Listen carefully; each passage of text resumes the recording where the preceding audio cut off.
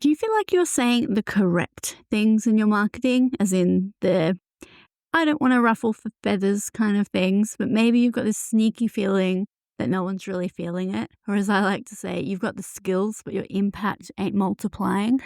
Maybe you post something and what do you get? Crickets or polite applause.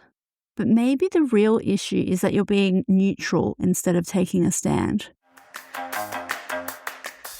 Hello. Welcome to the place for offbeat health professionals who have bravely swapped their healthcare hats for non-clinical creative caps. I'm Caitlin, a psychologist turned copywriter, and this is Healers with Hustles. Hi healers, welcome back to another episode of Healers with Hustles, a solo episode today.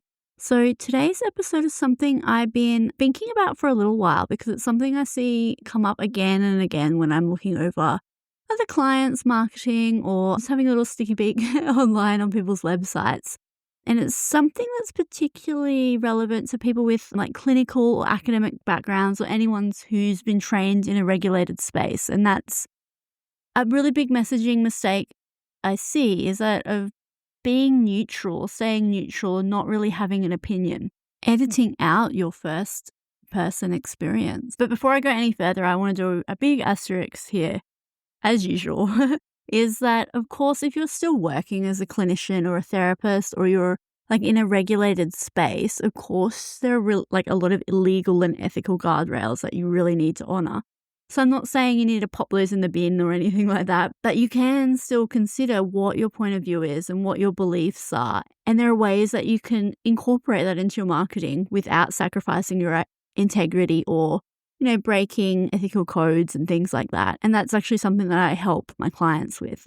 Because yeah, absolutely. If you come from a clinical space or helping profession space, then you've been trained to be objective and really balance and maybe to avoid influencing someone with your own personal beliefs and biases, right? Which makes total sense when you're working in a therapeutic setting or a clinical setting or even like any other setting where you need to be objective. But the problem is when you bring that neutrality into your business and your marketing and your message, it really makes your content feel vague and watered down and really forgettable. It doesn't emotionally resonate with people. But of course, why is this? And I've already touched on it a little bit, but it really comes from how we're trained, right? Like we're trained to hold space for others. We're trained not to take up space. Really, the idea is to take ourselves out of the picture and have the focus all on the client and what they think and what they believe. We've learned to listen more than we speak. We've learned to be really, really, really careful with our words and to edit out anything that might be a belief. Like even when we write our notes, right, we take out I. We don't even write in the first person. We literally take out ourselves from what we say. And then, of course, when we go into business or entrepreneurship and we're writing content, our brain or like our training makes us default to that pattern. So we continue to be measured in what we say. But as I said, that instinct to be neutral is really what makes messaging be flat. To stand out, you really need to take a stand for something. And this isn't just something that I'm saying. I've really experienced this in real time now, where each week on Instagram I post a clear point of view post or something that's really important to me or something that I've experienced or even just something that exposes a little something that I've been through. And it might not be for everyone because it could be quite polarizing. And it's been a bit scary actually posting it because I feel very exposed. But it really resonates with people. And I get about 300 to 400% more engagement than my regular posts because it's actually saying something.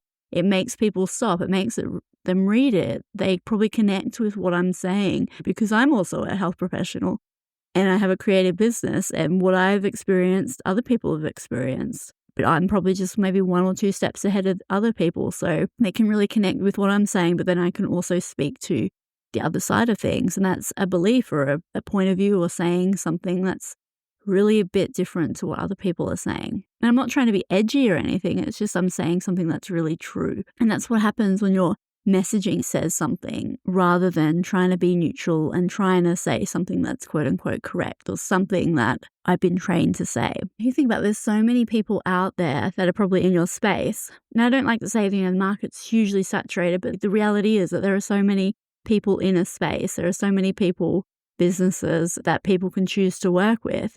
So you've got to make it really clear like why someone should work with you. And a really good point of difference and standing out is to show what you believe. That might be your values, your experience, your point of view, anything like that. And even if you think about like trying to be a leader and saying something that maybe others might be too scared to admit or too afraid to say. And that doesn't mean you need to be loud or controversial or clickbaity just for the sake of it, right? Really, it's about making it super clear to people like what matters to you. So who you are, what you care about, not just necessarily what you've been trained to deliver. So that might be talking about your values or talking about something that you really can't stand in your industry. And if you're not exactly sure where to begin, because it might feel really exposing to start creating content that speaks to yourself and what you believe and who you are, you might just want to reflect on a few questions that I help my clients with. And that's one of my favorite things to ask people is they often will talk at me for ages and ages and ages is the question, what's something that you really, really can't stand in your industry, but maybe you haven't been able to say, or maybe you're actually a little bit too scared about talking about. And chances are your ideal clients, your dream clients, also probably believe this thing, but they're too scared to say it. So if you can put it out there, you'll get them immediately resonating with your content. Another question might be like, what's a belief or thing in your industry, maybe a rule or something in your field that you actually don't agree with? Maybe if you were really unfiltered for one post and you could say whatever you want without repercussion, what would you say? What's a conversation or something that really needs to be discussed in your space? What's a can of worms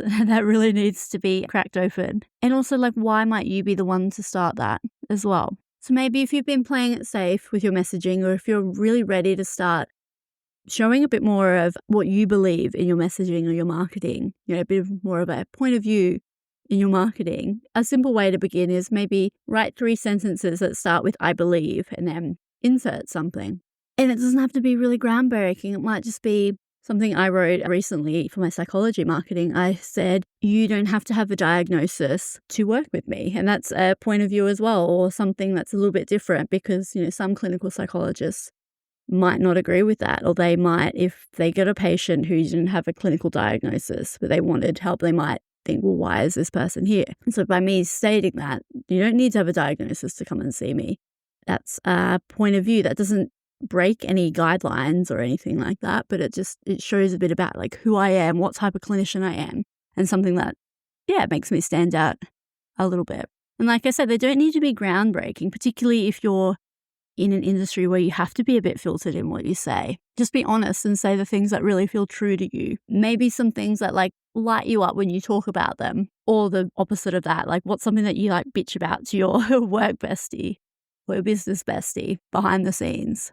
And just start bringing those into your messaging. And what I mean by messaging is like in your captions or your emails that you write or your LinkedIn posts or something like that, and just see what people say. Because as soon as you start talking a little bit about what you believe in, or saying something that's even tiny, a little bit bold, even if it's a bold with a lowercase b, people will comment and people will start to know you as the person who believes blah, blah, blah. Yeah, because really when your audience sees what you stand for and who you are and what you believe, they start to trust you more. And they won't see you just as a professional, but they'll also see you as a person. And that's really, really important for business and developing that know, like, trust, which people always bang on about. But it is important, right? To wrap this up, so maybe being neutral and being on the fence may have helped you build a bit of credibility in the clinical world, but in the business world, having a point of view or showing your beliefs is really what makes you stand out, because you're allowed to take up space and your opinions are allowed to shape your messaging. But if this resonated with you, I'd really love to hear your I believe statements, or even a little bit about what you would like to talk about maybe. You can DM me or you can tag me if you want to share it publicly. And as always, my DM's always open, so come say hi. Until next time. All right. that's the end of another episode. Thank you so much for tuning in to Healers with Hustles. If you've enjoyed today's episode, will you do me a tiny favor and subscribe to the show? Just tap the subscribe button on your favorite podcast platform and you'll be the first to know as soon as a new episode drops. Thanks so much for listening. Okay, ta-ta for now.